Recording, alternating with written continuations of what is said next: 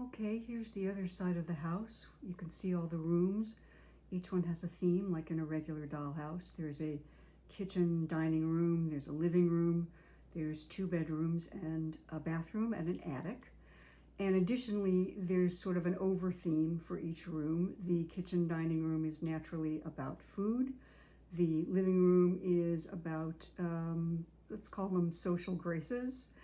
The 2 bedrooms are respectively sex and dreams. Don't worry, the sex one is it's pretty PG rated. It's very metaphorical. The bathroom is water, and the attic is discards, detritus, junk, that sort of thing. So there's a few rules that I used when I was making this. I broke them, but it helped to have some structure. One was that I used only book illustrations as opposed to other images. I have a huge collection of not only books, but magazines, old photos, postcards, sheet music, album covers, what have you. And I decided to limit myself, though, to actual book illustrations because this was a piece about books. The other thing is that I try to have the original of every image that I use. In other words, it comes from a book I actually own or can get out of the library, as opposed to something that's downloaded or a book of reproductions.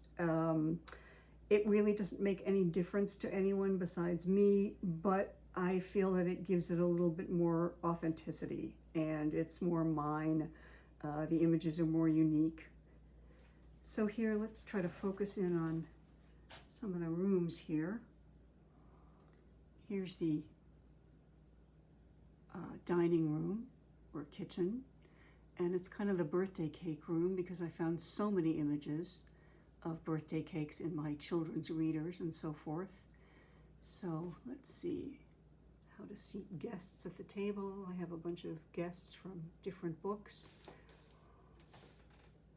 Now here's where I cheated. Here's an image of Hansel and Gretel, or Hansel and the Witch, which I could not find. I only could find it on the internet. It's from a little golden book, and it was so perfect for the composition that I went ahead and used it. I downloaded it. But the ham slice is from a cookbook I own, and then there's a vintage Sears catalog image of a stove. You'll notice that there's a stove or a fireplace on every outside wall. There's 4 of them. And I guess you could say the Sears catalog is a little bit of a cheat too, because it's a catalog, but I figured, well, it's a wish book, so that counts.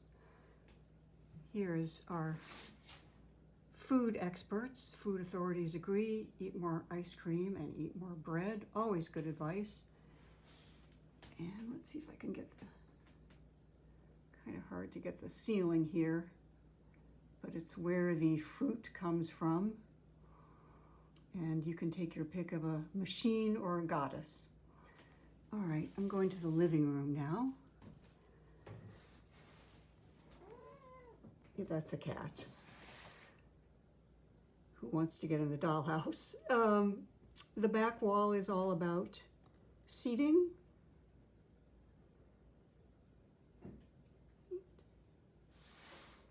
The 2 side walls, they combined images from 2 books. One is from debutantes from the Debutante Register of 1951. And then I also superimposed flower arrangements from a flower arrangement book, because that seemed to me very much about social graces and society. Let's get to the other one here. There's another one of our fireplaces. And there's another debutante with her flowers. Now the floor contains an image that I found in a book that I got in a thrift store, and immediately remembered that I had had this when I was about 5 years old. So it took me down a little 60-year wormhole to the story of Mrs. Peterson and her 7 couches. So I had to put that in there. Let's see if I can get the ceiling. Again, these are a little hard to focus on. But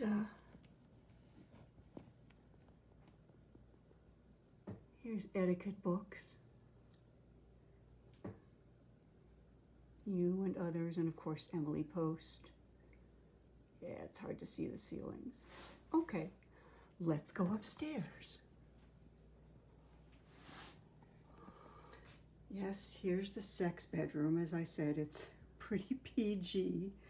I love these old anatomical diagrams, one from an Encyclopedia Britannica, and the woman is from a really, really old health book. As you can see, I used some of the dollhouse furniture that came with that purchase I mentioned of a tin dollhouse. It had some of the old furniture. This was painted red, and then I added a little china figurine. She's got a lot of shoes around the bed. Here's a sort of Baroque-looking fireplace.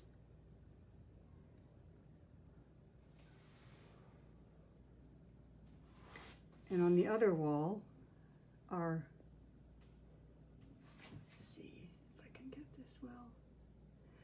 These are old paperbacks from the 40s, some of which were owned by my grandparents. And I tried to make that look sort of like a bureau with scraps of text coming out of it. I don't know how successful I was, but anyway.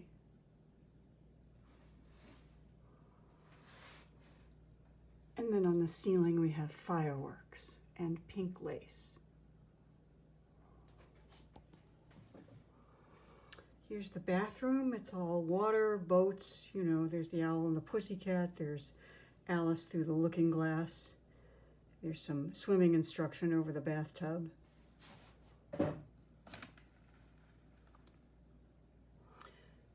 The guy riding the dolphin is from an old Arabian Nights, which was owned by one of my German grandparents. I'm not sure which, but it's a beautiful chromolithograph image.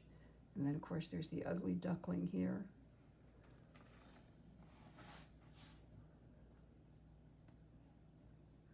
On the other wall, we have sirens and octopi and so forth. And probably my favorite little bit is the octopus coming out of the toilet. Here's some undersea imagery. And my favorite little girl, Gwen, who was not a great swimmer, but she had plenty of pluck. Let's see if I can get the ceiling. Here's some more underwater imagery.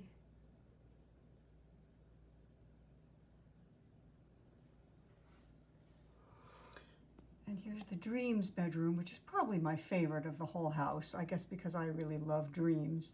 Let's see if I can get a little bit more light on this. Here's my dreamer. She's so far into that dream that her bed has disappeared. I didn't even put one in there because she's just spinning in inner space. I'm going to move her aside. This is an image from a more modern Arabian Nights, something that I owned as a child. The illustrator is a guy named Gustav Tengren. I'm not going to give you an art history lesson on the whole thing, but he was a really interesting artist who came from Sweden and was chief illustrator at Disney during their golden age, during Snow White and the Seven Dwarfs, Fantasia, and so forth. And he also did quite a few illustrations for Little Golden Book. So he's responsible for a range of things from the Night on Bald Mountain in Fantasia to the Pokey Little Puppy. So quite an artist. Here, let her swing down here. You may have noticed that there's a lot of swirly paper. That's all bookend paper. And in here I used some of the really wildest stuff. This is pretty psychedelic. That's Napoleon's tomb down there with a little girl sort of sinking into it. I guess maybe she is the dreamer. And you'll notice I have Gwen was not a great swimmer, but it's printed backwards, so it's sort of dreamlike here.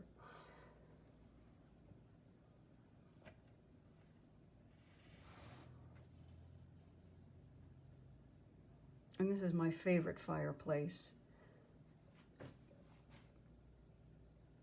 I actually put a piece of acrylic here to make a mirror. Let's see if I can adjust the lighting just a little bit so you can see the little girl in the mirror. She's trapped. She's also a cheat. She's from a National Geographic, but she was so perfect that I decided to use her. And I'm very proud of the way I managed to get these two hands with a Book of Dreams sticking out of the fireplace. I guess it's sort of a Magritte homage, or maybe Cocteau, all those hands in Beauty and the Beast sticking out of the wall. Here's 10,000 Dreams Interpreted. And let's see if I can get to Lewis Carroll here on the ceiling. There he is. So here we come up to the attic. Now here I actually did use the originals of most of the images because they were from books that were already messed up. They were taped, they were torn, they were falling apart. The bindings were falling apart. They were drawn over, and I actually found them very amusing to see what children had done with some of these old books. And there's some old labels from, library books. A lot of withdrawn and discarded labels from library books that have been thrown out. Here is one of my central images. This is from the Frances Hodgson Burnett, A Little Princess, and it's a Tasha Tudor illustration. I grew up with this book, and it's really meaningful to me. This is the scene where little Sarah Crewe, who's been living in poverty in the attic, goes to sleep and wakes up and finds that her cold, dirty, bare attic has been transformed by a fireplace and cushions. Let's see if I can get this a little bit better.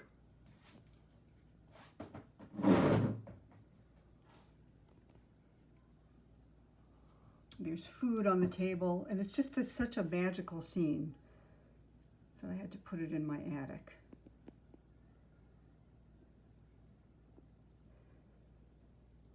Here's the, it's a Hans Christian Andersen, The Chimney Sweep and the Shepherdess. Probably the only Hans Christian Andersen story that has a happy ending. So I put that in there. And here's my favorite bit. This must have been an ancestor of Bart Simpson who wrote this. If there's ever a meat shortage, eat this book because it's full of baloney. That's sort of the punchline to the whole attic. And then the last page of a book and the end.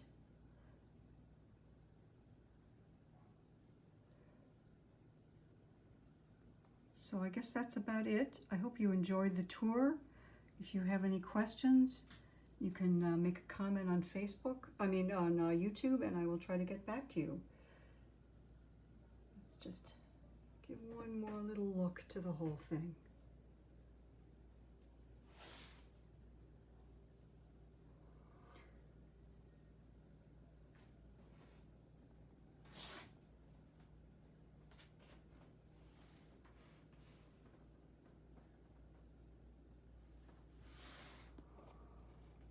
All right, thanks for watching.